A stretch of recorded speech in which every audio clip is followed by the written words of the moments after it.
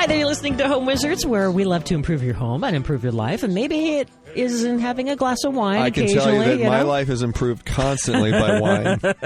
Eric Strower, Cindy Dole, thanks for hanging with us. Wine corks can be so cool. Well, first of all, you know that wine corks are recyclable. And just a couple years ago, the Whole Foods market, among other businesses, have done this. They've launched these recycle campaigns and programs where you go into the store, you can bring your corks in, and it turns out that there's 13 billion wine corks that are made each and every year. And, there actually is a shortage of cork in some ways. That's why a lot of these wine bottles, you see the screw-on tops making a comeback, okay, now, right? Just a question for you.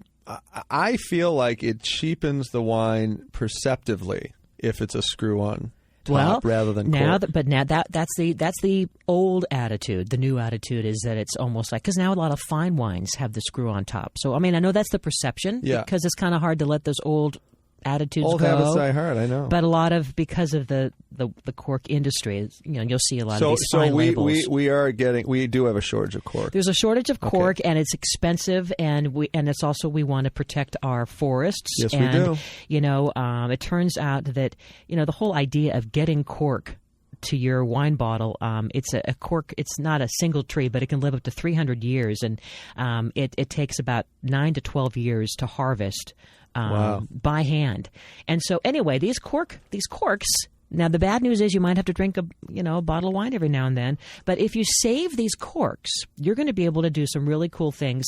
And we're going to talk about it because, for instance, I've always used cork, and I know you have too, the different wine corks. It's kind of fun to save them from special occasions and maybe write on the back, and put it in a jar. And I've used that in some of these hurricane jars. I love the look of that. And you just put it there in your family room or in a study, and it looks really cute. It's a nice little decorative thing. It adds a nice, rich accent. You can also have a hollowed out area in the center where you put a candle, or maybe use this the corking almost like to hold a plant in place, that kind of a thing.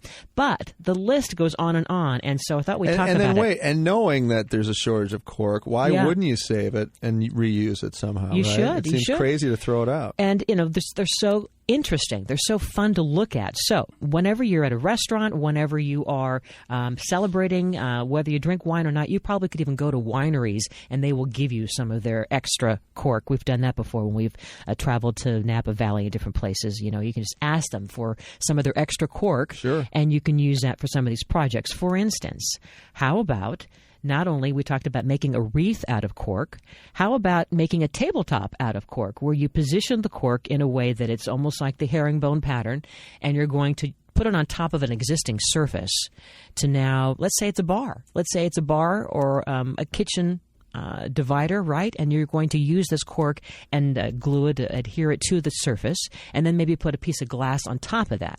That's pretty. I like that. That would be very, very nice. And then you know what else you can do with a cork? By the way, the herringbone pattern, do you know how to set the herringbone pattern? Tell us. Well, it's like L's. It's just L's and L's over and over again. It gives you that really amazing look. So I just think that that's got a nice visual appeal. You can also do them next to each other too, or lengthwise. Whatever works. But think an L. Just keep going L. Yeah, L. It's L and then reversed L. So like you're hooking them almost like a puzzle, aren't you? Right. Yeah. Another thing that you could do with cork. I always use the cork that I have extra sitting around, and just create like a box or a little area, maybe in your garage or somewhere, and you're going to use it maybe as a mulching decorative item for your landscape. It's really cute to use that as a top dressing on top of your plants in a garden area, or even in your container plants. So you break them up. No, you don't break them up. Oh, you just put them down like that. You put them down. Yeah, you put them right on top, and so it's going to protect the plant from needing extra water. I see. And keeps the nutrients in place. Gotcha. So picture that. Start with just a container pot, and you have a cute little, you name it, lavender plant, and then now at the top surface, put maybe about 15 little wine corks on top, and that's going to give it a way to not only hold its moisture inside, but it gives it a decorative accent. Very, very cute. Nice. How about in the bathroom? Because cork flooring is so popular, turning cork into your own little handmade bath mat. How would you do that? That's amazing. Well, you'd have to kind of glue it together and then give it some kind of a backing, a matting underneath it, some kind of a fabric, a stick fabric so it doesn't slip and slide. That's very cool. I love that. You know what else is obviously the cork board itself, right? Where you pin stuff into it and you put it in a shadow box or some kind of a frame. Get a frame. Right? Get a frame, and now instead of putting a picture in there, you now fill the entire frame. Same idea. Keep the backing in place, right? And then glue, like you say, the herringbone, making the L's, or all in a line. And just think about it. All your different wine bottles from different celebrations and different memories, your graduation, your anniversary, whatever it was, and they're all there. It's just kind of a nice little memory box, I think. I love the cork wreath. I think the cork really wreath pretty. is very simple and cute. Really cute. You can also use wine corks, of all things, as a keychain or just a key holder. You know what else is amazing, too? Now, when you look at the corks and they've been opened out of the bottle and you have a deep Cabernet and then you have obviously white wines or something, you can do the gradation of color and use that to create like a heart shape, for example. You mean like the purples and the pinks and the purples are at the bottom, roses. right? The deepest are at the bottom, and then it kind of goes up into a lighter purple and then into the white wine color, which would be just sort of a cork color. Mm-hmm. And that gives you the ability to kind of color each of these corks with a different hue by what kind of wine you've drunk, You can also use cork to use as a trim on a wall, almost like as a molding. Have you seen that? Where on a corner wall, you could use a piece of actual molding and almost create like two strips of molding, and then put the wine cork just inside, and that becomes your little, almost like wainscoting. Sure. How about that? Like kind of halfway around a room in, let's say, in a dining room or in a bar. I think that'd be very clever. That'd be really pretty. And really, again, you have to just kind of find the right shape of the cork. They're around the same size, but sometimes they're smaller than others, thinner than others. Some are thicker. And speaking of fatter corks, I love the champagne corks, to use those as knobs on your drawers.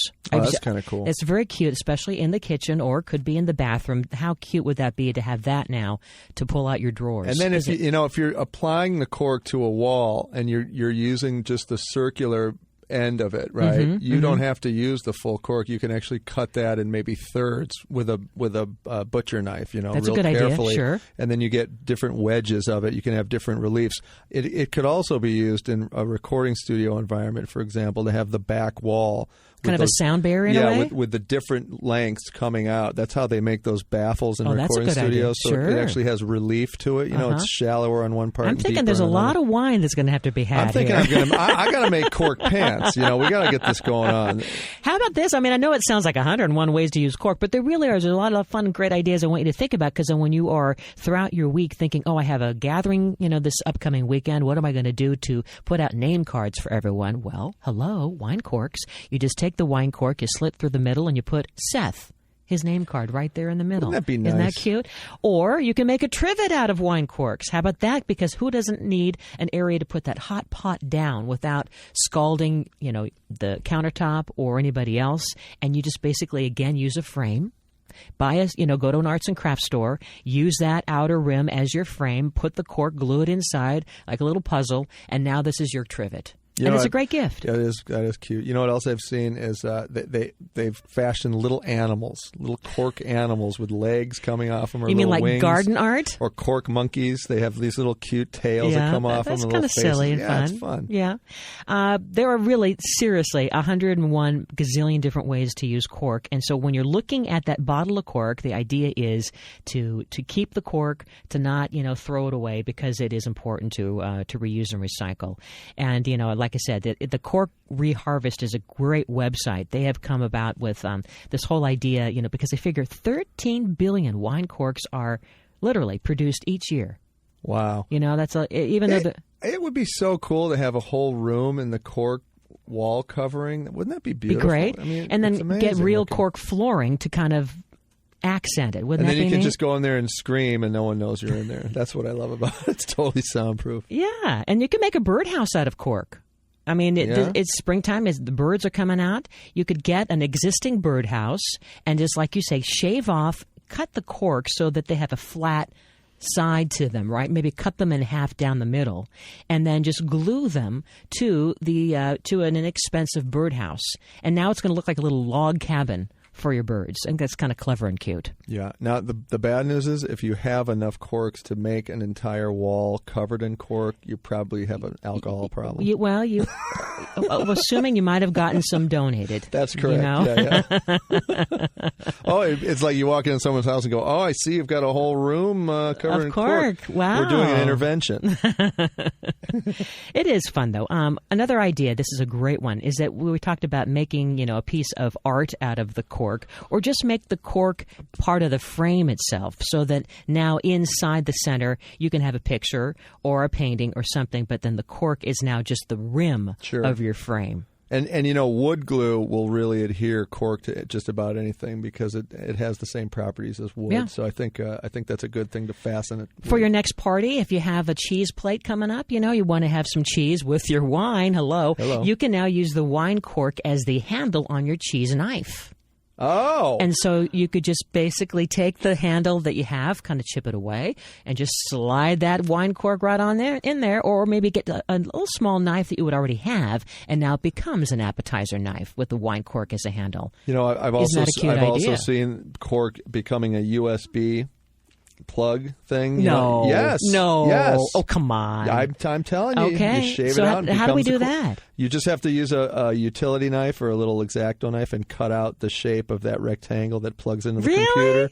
And that then sounds kind of tricky. It right in there. Yeah. That glue it up. It sounds kind of sneaky and tricky, and I don't know, but hey, so we know that we love cork. I'm kind of gone cork nuts right now. We're kind of quirky about corks. Yeah, we are. Anyway, hopefully you'll try some of those projects because, it's interesting. Now, besides cork and wine, you might be cooking up a meal. How do you feel about your pots and pans? I was working on cleaning mine, and I saw these little black pieces coming off, and I started to think, is it time to dump my pot or pan? Is it time to say goodbye? Well, hang on. We'll find out more about that. But first, we're going to hear about this. You're listening to Home Wizards. Eric Stromer, Cindy Dole.